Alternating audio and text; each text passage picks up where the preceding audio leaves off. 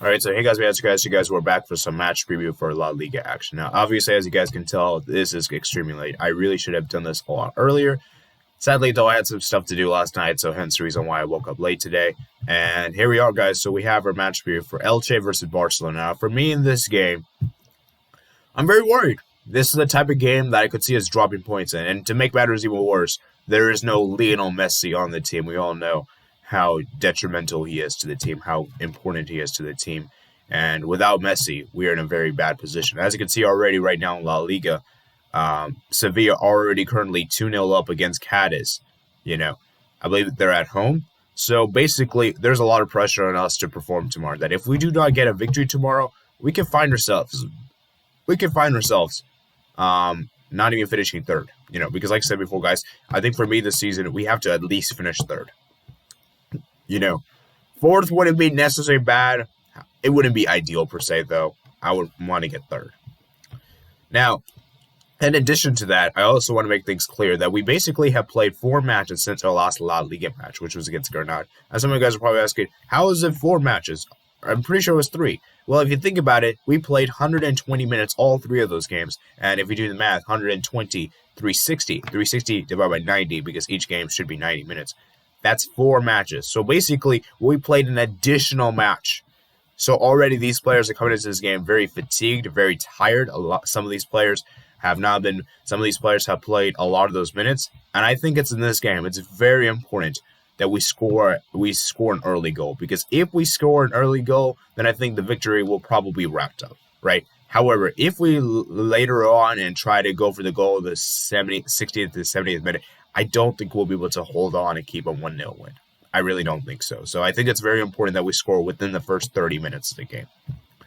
So this leads me to my predicted starting 11. Remember, guys, I'm going to share with you guys my predicted starting 11, and then we'll talk a little bit quick about... Actually, let's go and talk about Elche real quick. So as you can see, right, guys, Elche are currently 18th place in the relegation battle. They're trying to survive relegation. And as you can see, right, guys, Elche haven't done too bad, despite their position. Got a 2-2 draw against Valladolid. Lost 2-0 to Rayo Vallecano. That was the Copa del Rey, so I don't think they really care about that. Lost at home to Getafe. They lost 1-0 to Athletic Club. And they did get a draw against Real Madrid. This is very interesting right here, guys.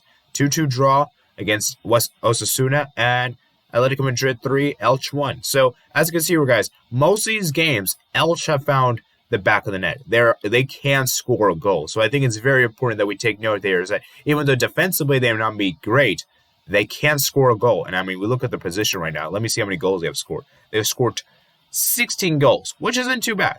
That's not too bad. That's actually pretty good. That's actually more than what Huesca could score. So 16 is actually not too bad. Now obviously, it's not ideal per se. Obviously it's not, but it's still it's not that bad, And I think in this game, we have to take into account that I feel like Elche could really test us. And I look at this game in particular against Real Madrid, right? I want to share with you guys. Look at this game right here, guys. This game against Real Madrid. I remember in this game, I was looking at some of the highlights, and this goalkeeper, man, he made some brilliant saves on the day. He made some brilliant saves. Edgar Badia, he's 28 years old. He's a pretty good goalkeeper, and honestly, I wouldn't be surprised if he has a masterclass against us. And we have seen already this season that a lot of goalkeepers that we have faced have an absolute masterclass. I remember the goalkeeper for Cornelius on Thursday. He had a masterclass. I remember the goalkeeper for Levante. I think he had a masterclass. A lot of these goalkeepers always seem to be at their optimal best when they go against Barcelona. Another player I would also keep an eye on for Elche that I think could be very crucial is Fido. Fido, for me, is a player I would keep an eye. He is their top goal scorer, and he has provided the most assists for them, and he is a guy that I believe that we have to keep an eye on. Fido Chavs, he's 31 years old. He will be a nuance for us, and that if we concede a goal, he will most likely score for them, okay?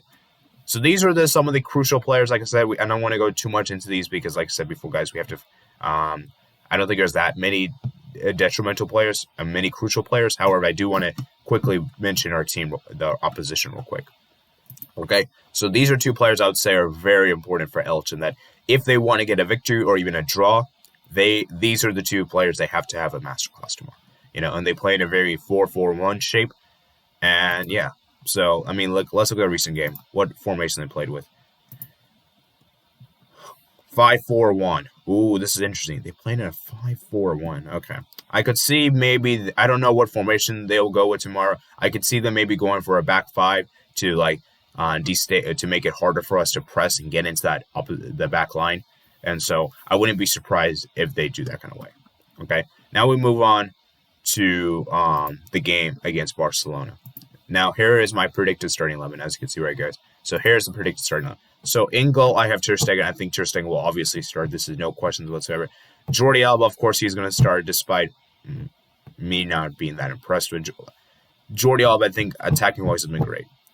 Hopefully, he can improve his defensive actions tomorrow. As far as the center backs is concerned, I think we're going to likely see these two. Now, personally, you guys know I have not been a fan of Longley this season. Longley, for me, has just absolutely been very average. He's been okay some games. He's been decent some games. And I don't know, man. I'm just not really impressed with Longley. You know, maybe Mingueza could start there. And then Araujo, I think, will start for sure. And then for the right back position, I would say Serginho Dest. Because of the fact Serginho Dest is already included in the squad, he is our number 2. I just don't think Koeman would have brought Dest I think Koeman would have only brought Dest if he wasn't fit, right? So I think Dest will definitely start.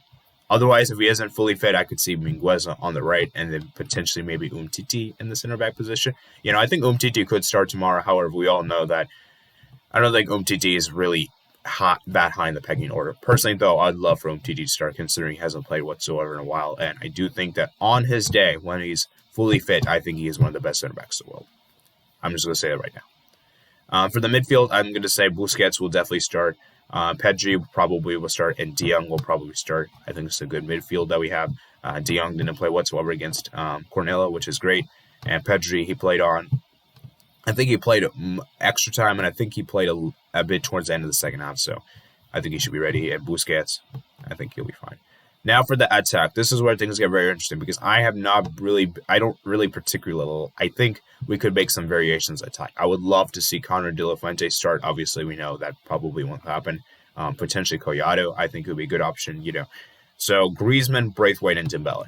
This is for me probably the safest option. You know, I don't see Koeman making too many changes there. Like I said before, guys, personally, if I were Koeman, though, I would probably put Conrad in the left and maybe Griezmann up top and then Dembele on the right. That's just what I would do. Obviously, I don't think that's going to happen because Conrad hasn't played much whatsoever. So that's it for my starting 11. We move on to my score prediction for this game. Oh, boy, I'm kind of torn on this one. I'm going to go for a simple victory here. You know, I don't think this will be an easy victory by any means. And I could see us struggling, man. I could see us struggling, especially to maintain the level. You know, thankfully there's no extra time, so we don't have to worry about that. With all that said and done, I'm going to go for a safe 2-0 victory for Barcelona. I just don't think I would love for us to score more goals. 2-0 seems just about right, and we all know that without Messi, who knows what this team's going to be. So it's going to be very difficult, guys. I wouldn't be surprised if we draw points tomorrow. I don't see us losing because Elche haven't been that great. However, a draw isn't completely out of the spectrum. So I'm going to go for a simple 2-0 1 goal scores on the day. I'm going to say Dembele gets a goal. And I'm going to say Pedri gets a goal. No, actually, I'm going to say Braithwaite gets a goal. So that's my goal scores on the day. Let me know what you guys think below in the comments below. Remember to leave your comment. Comment below in your comment section below. What's your score prediction? And remember to comment, like, and subscribe. Check out my description on Twitter, Discord, and my email. And I'll see you guys later. Peace out.